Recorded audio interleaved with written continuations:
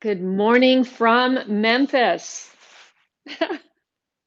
I cannot believe that I am here, and I am sorry I didn't give you any notice that I was doing this. I had planned to do it, but I did not post anything on my community page, and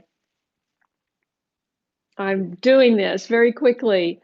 I hope the sound is good. Hold on. Mm. I believe I extolled the blessing of friendships in my last live stream. But you haven't heard from me in a few days, and so I thought maybe I should bring you up to date because the last time, I believe, yeah, the last time you saw me, I had two live streams in one day, one from the ranch and then one from the store. Yeah, in the afternoon, we went to the store. Well, after that night, good morning, Roma Lisa from New Jersey. The next day, if you recall, my eye was bothering me during the live stream. I mentioned it. Oh, thank you, Patricia. I was going to give you a quick text and I forgot. So I'm glad you're here. David, hi. Good morning from Pennsylvania, I believe. Oh, I hope to get up to Pennsylvania. Sorry. All this traveling around and changing temperatures and different environments kind of makes your sinuses go nuts. But I'm fine. Uh, but I was just bringing you up to date about why you haven't heard from me. Connie, good morning. Connie has the most beautiful cat. I thought I had a beautiful cat, but she pales in comparison to Connie's cat, which I just saw on Instagram this morning. Good morning, Jack. Ooh, 20s. Pat, good morning from Arkansas. I just drove through Arkansas, and as I drove through Arkansas, I thought, have I ever been in this state? You think when you get to be the ripe old age of whatever I am, that you would have been in most of the states in this. Good morning, William, from Michigan. Fantastic.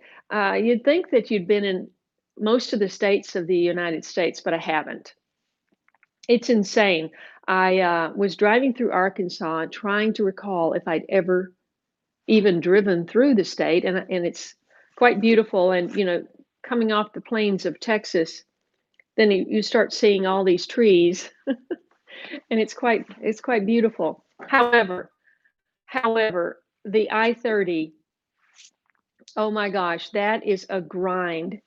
Good morning, Lori. It is such a grind to drive from Dallas to Memphis on the I-30. You stay, as soon as I was leaving, after I jig-jagged to get to the freeway in Dallas, it said I-30, 300 and something miles. And I thought, oh boy, oh gosh, what a grind that's going to be. And it was.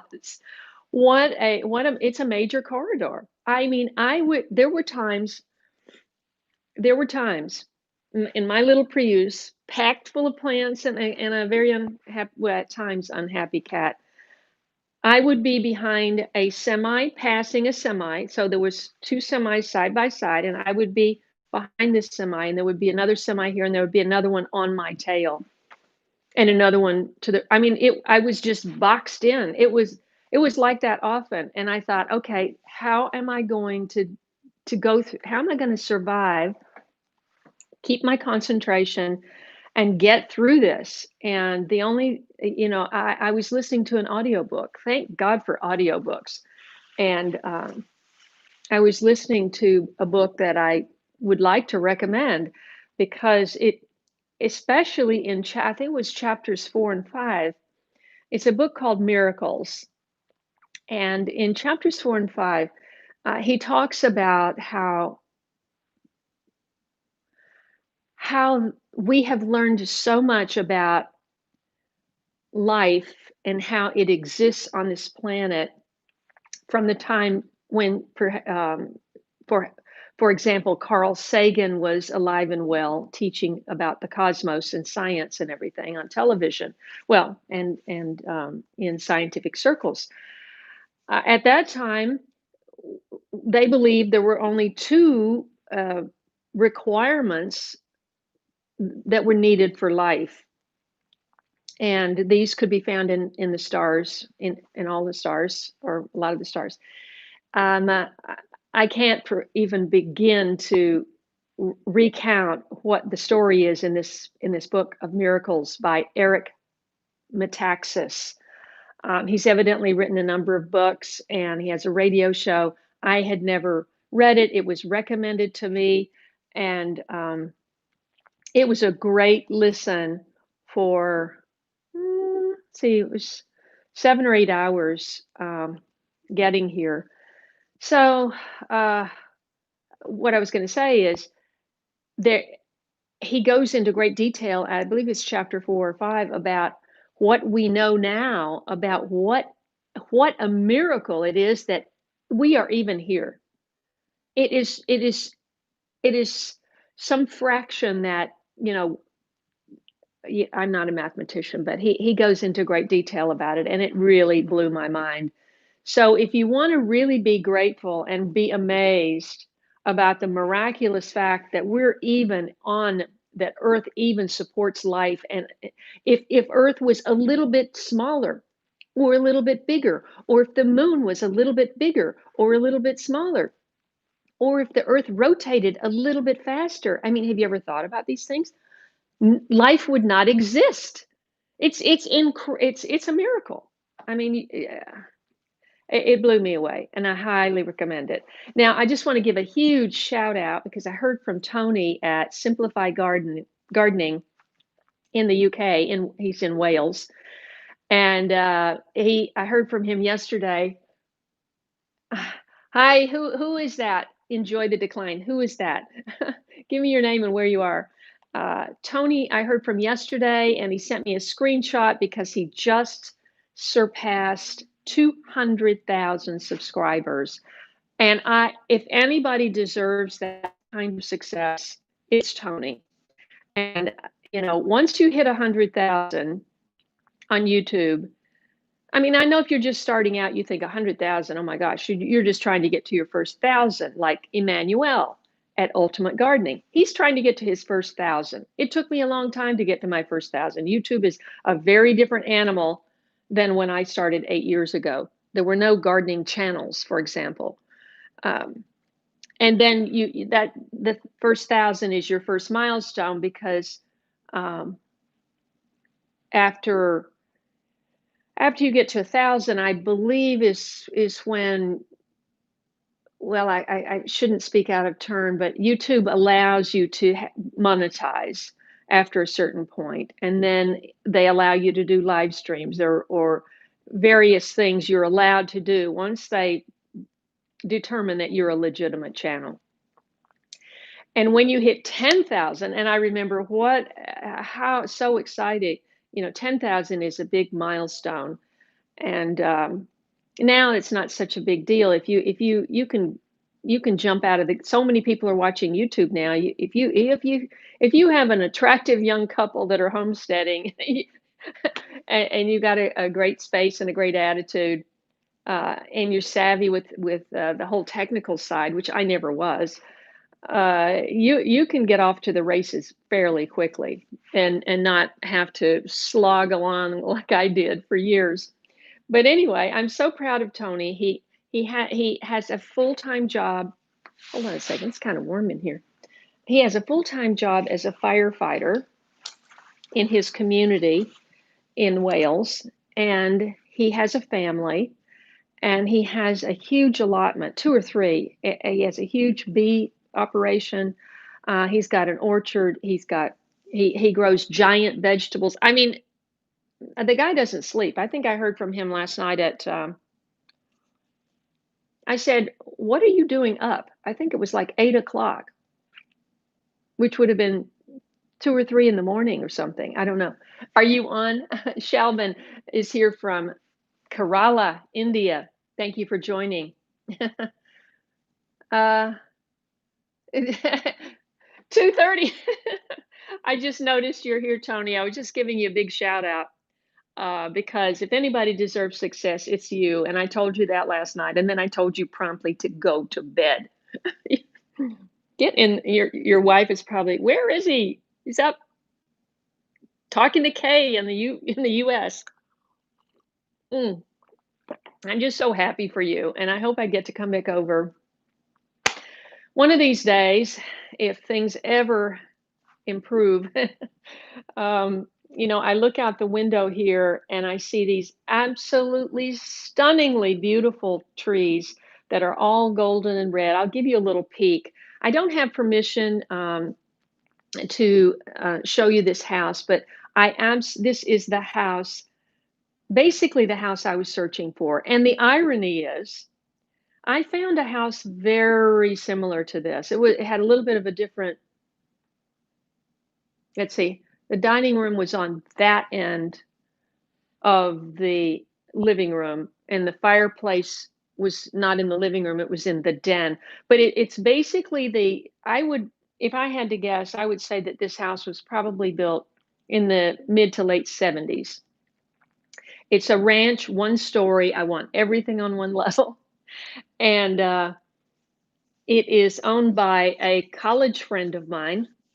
And this goes back to friendship. I mean, I just put out the word and I said, she's got a house in Arkansas and a couple of houses in Memphis, one of which now is rented. These are her original houses. This was the house of her husband's parents. And it has all the character of when it was built. And I haven't gotten she's about to have a new grandbaby. So we are not spending any time with each other. The OBGYN has told her that she cannot be around people.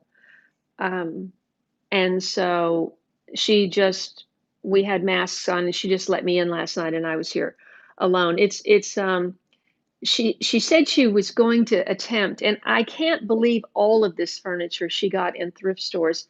Maybe some of it was already from his parents, but it's all this beautiful 70s, 80s furniture. And then she went out and got all of this. She was determined to decorate this house with garage sales, Facebook Marketplace, and thrift stores. And she said, with the exception of two, hi, Leslie, South Texas, Ozarks. Oh, yeah, she's talking about driving through Dallas. Yeah, give me West Texas plains for 6 hours. Even though there's very little to see, I'd much rather have a 2-lane road going through 6 hours of west to middle Texas than to be on that I-30 and just be like,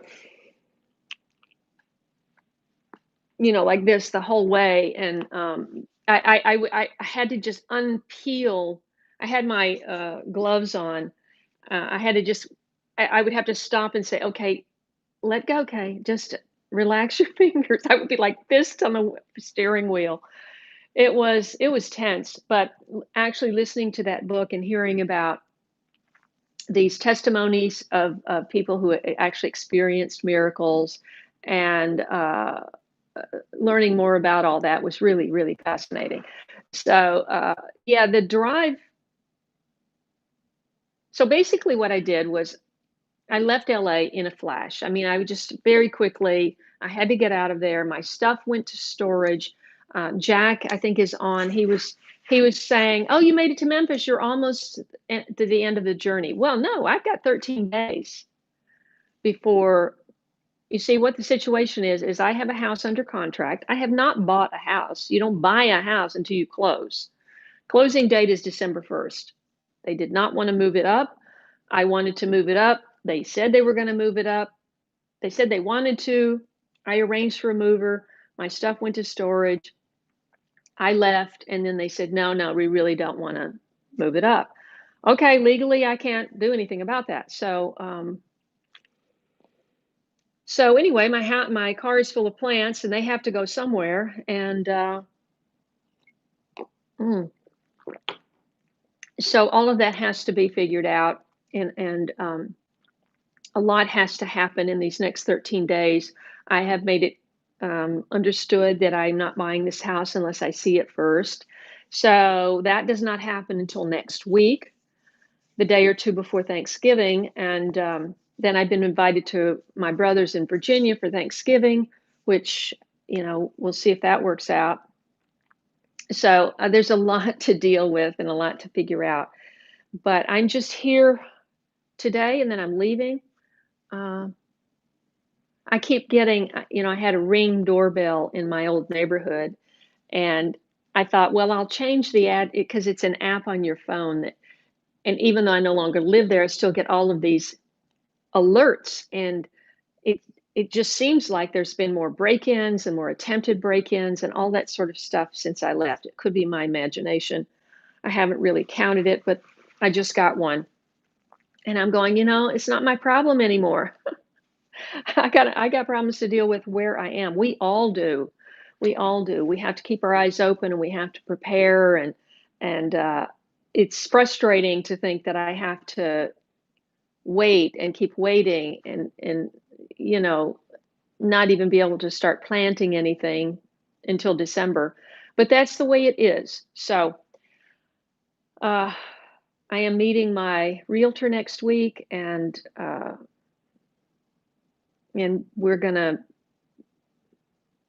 go see it, and hopefully my brother and sister-in-law can meet me there and they can help me. But I have to say that I got some advice from my friends in Lubbock that don't really want me on a big property by myself, and so there's all these issues, I guess you could say, with having a caretaker. Not to mention, how do you afford that? So I have to really think long and hard about this. And I thought, well, I'll have plenty of time to think about this driving across the country. But when you're trying to get from point A to point B, like Dallas to Memphis, it's survival. You're on survival mode. I mean, there was probably not more than 5 or 20 miles, not even 20 miles, maybe 5 miles here and there, where it wasn't just completely one truck after the next. I mean, it was just truck, truck, truck. Well, semis move our stuff across this country. I mean, trains do too, but nothing like trucks now. That whole thing happened decades ago, where trucks became more important at bringing our goods to market. Um, of course, trains are still vital. Speaking of trains, almost everywhere I've been, I travel a lot, and almost everywhere I've been in recent memory, there have been trains. Okay, so I am in Memphis, and I don't know if it's that way or that way, because let's see, my bedroom it seemed like it was that way, but it might be, who knows? I don't know. I'm right in Memphis, and literally the trains went by. Why do they have to honk? Does anybody know why they have to honk the horn all the way through the city? I mean, you have these stoplights that go ding, ding, ding, and the thing goes down, so you're not going to drive over the train. But I guess that's just for the spots where you're not talking about cars, you're just talking about somebody walking across the train track. I don't know. Or maybe you're trying to get animals out of the way. Hi, Amal. Amal, did you? Oh, good. Amal is in Saudi, but she has a sister in the U.S. and she was able to order her late bloomer mug, and and the address is complicated, and so she finally got it. I'm so happy. It was just it was like one of the little worries in my mind that I hadn't resolved. Mm. What else? So Lyndon is Lyndon starts to sense whenever I start packing up that she has to hide. I don't know why. Why would she choose to hide so that she can't go with me? I don't think she really thinks that through. Of course, I'm not going to leave her, but so when we went to the ranch for the one night, there was this bathtub on the feet. What do you call it? The claw bathtub legs. It's called something. It's a freestanding bathtub. Well, it was right up against the corner, and there was about that much space in the corner that I could. She was in the very back corner, and there was like clearance of that much. There's no way I could have gotten her out of there. But there was that much space, and I was able to stick my hand down that triangle and literally grab one of her legs and pull her out like a noodle. I mean, did she want to stay on the ranch and get eaten by a coyote or bitten by a snake? I don't think so. Hi, Lynn. I'm so glad you're here. Now, I wanted to say thank you, but I don't remember who wrote this comment. It was the ranch. First of all, I went back. I haven't really had time to go back and look at the live streams that I've recorded during this trip because I've just been on the move. And as soon as I get off here, I'm packing the car. I'm spending a few minutes with my friend, and then I'm hitting the road. But I did go back and watch the ranch because I was in Lubbock. Oh, I forgot to tell you the rest of that story. I was in Lubbock for a full week. And we just scratched the surface. We just got started. I want to go back. Hi, Jean. Thank you. I am too. Oh, it was just, I mean, one wrong move, and you're done on the freeway. You really have to be completely paying attention. At any rate, what was I just saying? Uh, well, anyway, I forgot to finish the Lubbock thing. So the next morning, Linda's husband's a doctor, wonderful, wonderful, wonderful man. And I said, Paul, my eye just doesn't feel like doesn't feel right. And I'm thinking maybe I need to go to an eye doctor. Of course, it's Friday. These things always happen on Friday. And uh, so anyway, not supposed to scratch my eyes or rub my eyes, but it's this eye. So he got me into a vision place, and I went on Friday, and she said, okay, she gave me this steroid, gave she gave me a prescription for an exorbitant, the most expensive drug there is. I mean, this thing is like, the bottle is like that big, and the discounted price with the coupon was $300. Now, fortunately, I have insurance, but if I hadn't, I would have had to really debate on, am I going to pay $300 for something that probably costs $2 in Mexico? Anyway, that's another story. But we got it down to $40, and I said, okay, but it has a steroid and I guess an antibiotic in it. But what I had done, because I was going to the ranch, and there's a lot of dust out there, and I knew that we'd be kicking up dust everywhere, and we were covered in dust. I mean, I just shook out my clothes. There were dust clouds when we got off that four-wheeler. So I know a lot of dust went into my eyes. But my thinking was, with my sunglasses, I wouldn't be able to see the camera in the live stream, so I used my contacts. So I don't know if you're contact wearers, but the first contact that goes in is always the most hazardous because you can't see that well. So the first one goes in, and I think, well, what happened to it? I don't feel it there, but it felt like it was scratchy, and I'm going, well, did it fall out? I looked on the floor, I couldn't find it, so I assumed it must have fallen out, and I just couldn't find it on the tile floor. But during the course of that, my fingernail went straight across my cornea because I was trying to feel it there. And that's a mistake. And so I put this scratch across my cornea. And so I needed this medicine. And so she said, don't wear any makeup. You can't be rubbing your eye. And so that's why you haven't seen me till now. So I had to, and she said, I want to see you back on Monday, which put my trip off a day. So my leaving a day. And so Linda and Paul are so generous, and they offered me their Dallas condo to stay in, which is fortunately on the ground floor, and you can park right outside it. And you know, Lyndon and I were fine. We just had a quick stop there, and then I got everything together, and I left yesterday morning, and I drove all day, and I got here just before dark. So yesterday was the biggest grind, but that drive from the other side of Fort Worth to 40 miles on the other side of Dallas is just, whew.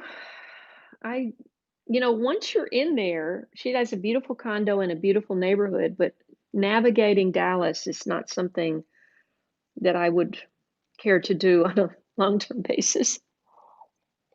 Mm.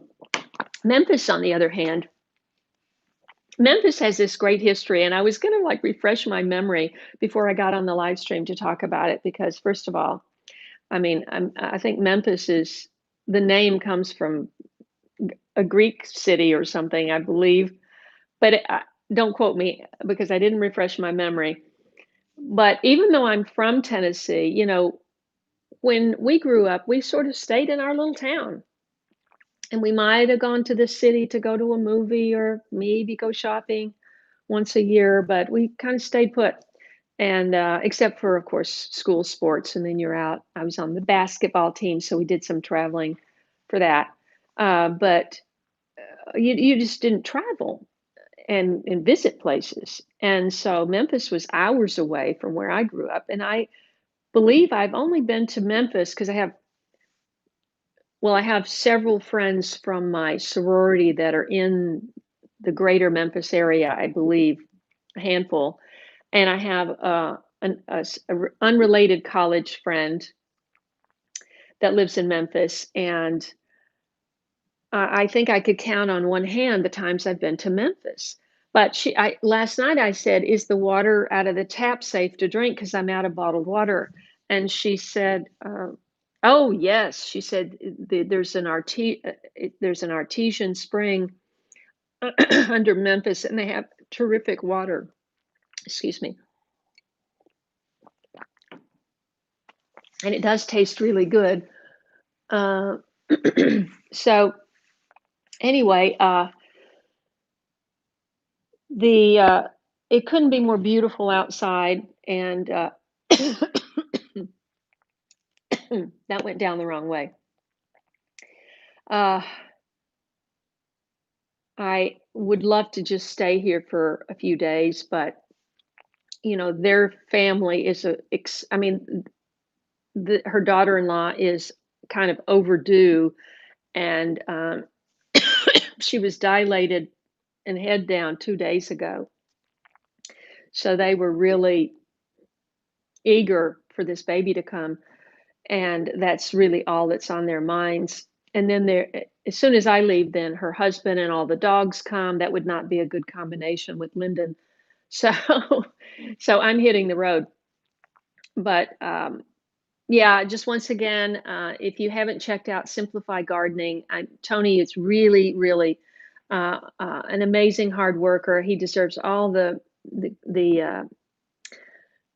money from ads and everything, that all the success he can get on YouTube, because I don't know anybody that works harder than he does, honestly. And I thought I worked hard, but he works even harder. So when we met in Wales in 2017, this is just to put it into perspective. When we met in, was it 17 or 16? Wait, it was 17. It had to be. We were about even Steven. As I recall, we were standing in your kitchen, Tony, and we were having a cup of good English tea. And it was me and Marie, my friend Marie Rowe, who is English, who had been, I had met her here in the movie business. She was working for she did a lot of script work with Barry Levinson, who's a big film movie director and producer, and she had done a lot of work with him, and she had decided to move back to England, and I went over there not too long after she moved back, and we went for a little 2 night I think it was 2 nights, 2 or 3 night trip around, and we went to Wales and we saw Tony. We were standing in his kitchen with his wife, and, we had about the same we didn't even have 20,000 subscribers, and I had already been working for years. I think Tony had been working less time than me, and he was oh, here's my friend. Uh-oh, is it 10 o'clock? I'm gonna have to get off. Oh, dear. I wanted to just give you a quick peek. Okay, I'm gonna turn this around and give you this. You see what I mean? This is the kind of house. I mean, maybe not the decor. The decor is perfect for the house that's here, but this is the kind of house, beautiful living room, and then in here, you see this would be a great office. This goes out on a deck, and guess what's out there? Daryl would be so happy. Let me show you. Bamboo. Sorry, the window's kind of dirty, but the whole barrier of the side yard is bamboo. Okay, my friend is here. I am going to have to sign off, and I will be in touch when I can. I don't know where I'll be exactly or whether I'll have Wi-Fi. So just keep on plugging, and everybody be safe and take care, and I will be in touch when I can. And I still have that little video of packing my Prius at Jack. I set up my phone with a video when I was leaving Jack's, and of course a lot of stuff had already been packed into my trunk. So we just basically put the plants back in and the cat and the stuff I had been using in the house. But I hope it's interesting, and as soon as I can, I'm going to get that uploaded to my channel. And God bless all of you. Stay safe, and thanks so much for watching this channel and liking it and staying with me through this major transition. I can't tell you how grateful I am. And God bless you, and we'll see you.